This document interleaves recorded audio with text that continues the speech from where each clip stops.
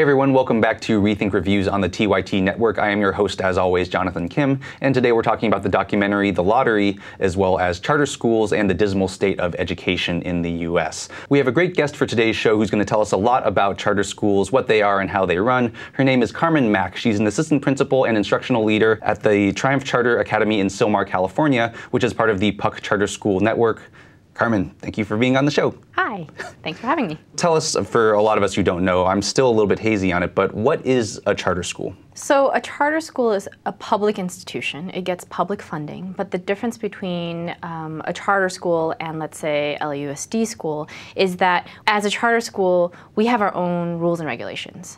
And we don't necessarily have to follow kind of LAUSD or other public school networks like, Boston Public Schools or New York Public Schools. They have these really set formats of ways of being. And I've always, really liked to think that charter schools have high accountability. We have high flexibility, but also high accountability. So the idea is that if we have a lot of flexibility to do our problem solving the way we can, then we will have results. And that's why we have both high accountability and high flexibility. I would say that's the major difference between a charter and a public school.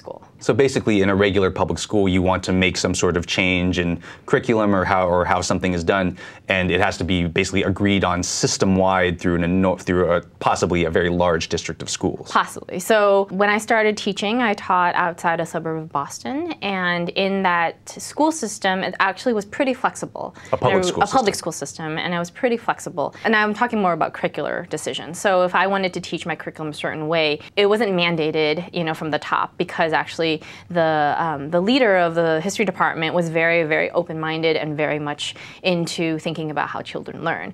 The problem with a lot of public schools is that they get these pressures to perform.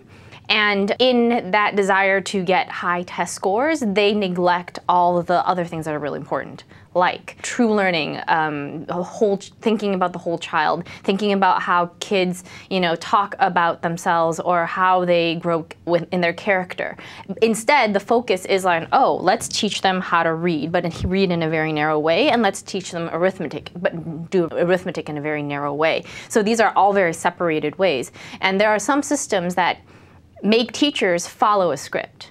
So it kind of takes away any possibility of creativity, any possibility of innovation, and it says, here's a script, this is what works for kids. One way works for all the kids, so do it. So that's the problem with big public school systems, because they have these systems that are set in place. So I think for charter schools, there's a lot of freedom, there's a lot of innovation, and there's a lot of possibility in terms of figuring out what kids need and addressing that really quickly. A big part of your job is to actually go in and watch teachers teach, kind of script what they're doing, and then be able to to kind of coach them and give them pointers. Exactly. And in the lottery, they talked about how in public schools, that's actually not allowed. That because of the teachers' union contract, that you can't have an observer come into a class and figure out what's happening. Right. And I think that depends on the specific union and the specific, whatever specificity the union has laid down. But yeah, for our charter school network, our belief is that our teachers can grow to be the best that they can be. Just like we want for our students can be the best that they can be. We want our teachers to be the best that they can be. For me, when I go into a classroom and teacher's speaking and I'm typing exactly what teachers are saying, what students are saying, how students respond,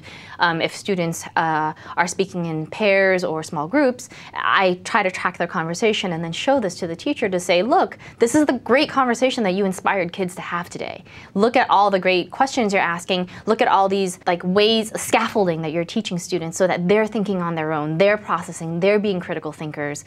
So for me, I feel charter schools have the possibility, and I want to make this caveat, not all charter schools are good. Just because you're a charter school does not mean you're automatically good. But being a charter school allows you a lot of freedom to do what you want to do. And for me, it allows me a lot of freedom to really, really help kids be critical thinkers, help kids be the best that they can be, help kids become full-fledged, thoughtful, engaged citizens of the world. And I feel like my vision of a perfect classroom or a perfect school could never be achieved in a public school. We've both seen Waiting for Superman, and we've both seen The Lottery, and the way that they kind of depict sort of the teachers' union, I feel like Waiting for Superman is sort of I feel like in that movie it's kind of overly demonizing, where it's just like, the problem is teachers union and the solution is charter schools. And as you were saying, there's a lot of gray area in that, that obviously there are some charter schools that work and some that don't. First of all, I'm wondering how you compared the two movies, and also wondering if that or other things have changed or affected how you think about the teachers unions. Well, it's interesting because I think when I started as a teacher, I was like, oh, okay, I'm going to be totally pro-union, right? Like, I mean, I believe in unions. I believe that they serve a really important purpose in protecting workers' rights. But with that said, I feel that the teachers' unions that I've experienced, they seem to just want to protect the lowest denominator. The teachers' unions are not out to bring the best out in teachers. I remember actually something about, my first couple of years, about someone saying to me, oh, make sure you leave school early enough because you don't want anyone like from the union talking to you. Like telling me not to work that hard because it makes everyone else look bad. That was so deflating. Are you kidding? Like, you don't want me to work hard because that'll make you look bad, but what about the kids? And so I think what happens with the unions is that it becomes more about the teachers and them being comfortable. I believe that teachers deserve the respect, deserve the benefits that they get. Good teachers are really, really hard to find. I believe that people can be turned into good teachers, and I think that we can get more and more teachers if we have more supportive systems and if we have better schools that people want to work at.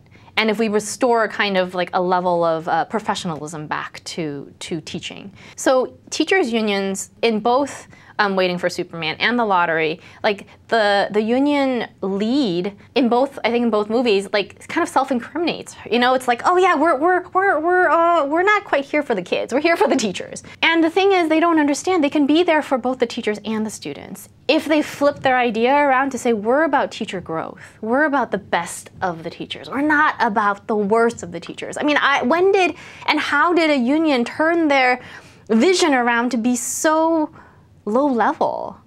And it's just really frustrating. I mean, how can you really get a whole system to change if the conversation from the union point of view is like, we have to protect our own, if they could just flip it and say, we have to figure out about how to be the best?